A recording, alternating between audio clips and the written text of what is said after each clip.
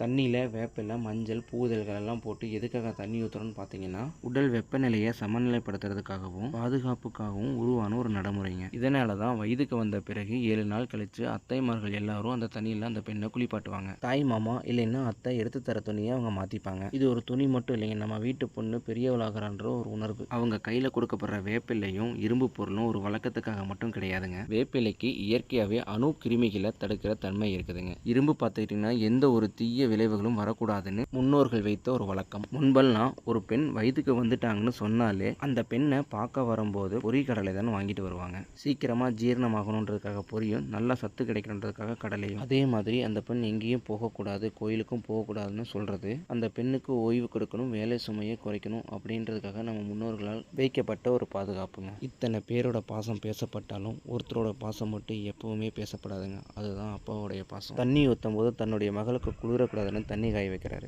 இந்த மாதிரி பல விஷயங்கள் பேசப்படுறது இல்லைங்க. இது தந்தைகளின் கடமைகளாகவே தோணினாலும் அதுக்குள்ள இருக்கிற பாசம் பேசப்படாததே அதிகம்.